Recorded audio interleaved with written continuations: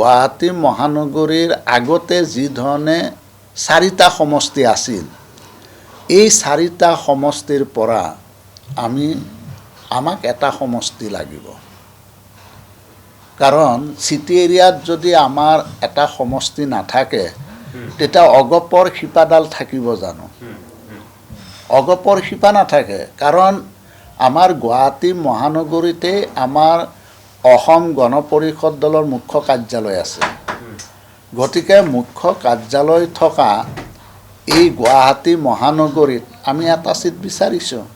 এতিয়া কামৰূপ মেট্ৰ' হিচাপে আমাৰ ডিমৰীয়াটো আমাৰ কামৰূপ মেট্ৰ' হিচাপে যদি আমাৰ ডিমৰীয়াকো দিয়ে, আমাৰ ক'বলগীয়া নাই।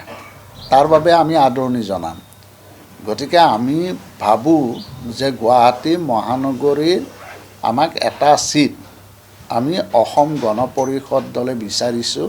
এটা চিট আমাৰ গুৱাহাটী মহানগৰীত মই ভাবোঁ যে বিজেপি নেতৃত্বই নিশ্চয় এই ক্ষেত্ৰত সহানুভূতিৰে বিবেচনা কৰিব। যিকোনো কাৰণতেই নহওক কিয়, এতিয়ালৈকে গুৱাহাটী মহানগৰীত আমাৰ এটা সমষ্টি আছে। 85ৰ পৰা এতিয়ালৈকে। গতিকে মই ভাবোঁ যে পশ্চিম গুৱাহাটী সমষ্টি, আগতে পশ্চিম গুৱাহাটী আছিল ডিলিমিটেশ্যনৰ পিছত এইটো চেণ্ট্ৰেল গুৱাহাটী হ'ল।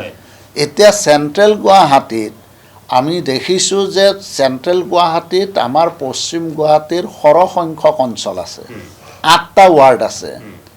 আৰু ইফালে আমাৰ পূব গুৱাহাটীৰ পৰা 6টা ৱাৰ্ড আমাৰ পশ্চিম গুৱাহাটীত গৈছে।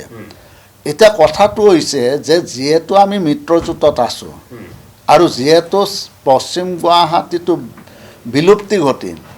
বিলুপ্তি ঘটিলেও মধ্য গুৱাহাটী আছে।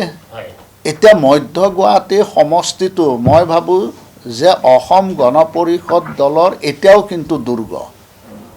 গতিকে আমাৰ য'ত দুৰ্গ, য'ত আমাৰ সংগঠনটো শক্তিশালী, য'ত আমাৰ জয়ৰ সম্ভাৱনা 200% মানে জয়ৰ সম্ভাৱনা আছে, গতিকে তেনে এটা চিটেই আমি বিচাৰিম। আমি তেনেধৰণৰ চিটেই বিচাৰিম। গতিকে মধ্য গুৱাহাটীটো আমাৰ অগপৰ কাৰণে যথেষ্ট ভাল। আৰু মধ্য গুৱাহাটী যিটো চিট, এই চিটটো আমাৰ নিশ্চয় নেতৃত্বই বিচাৰিব। নাহে, সেইটো হ'বই নোৱাৰে। কেনেকৈ হ'ব? ডিমৰীয়াটো হ'ল এটা বেলেগ, আৰু আমাৰ চিটি এৰিয়াটো এটা বেলেগ।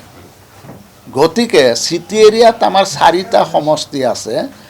এই 4টা সমষ্টিৰ যিকোনো এটা সমষ্টি, বিশেষকৈ মধ্য গুৱাহাটীত আমাৰ যিহেতু সংগঠন ভাল আৰু জয়ী হোৱাৰ 200% সম্ভাৱনা আছে। গতিকে সেই চিটটো নিশ্চয় আমাৰ নেতৃত্বই বিচাৰিব।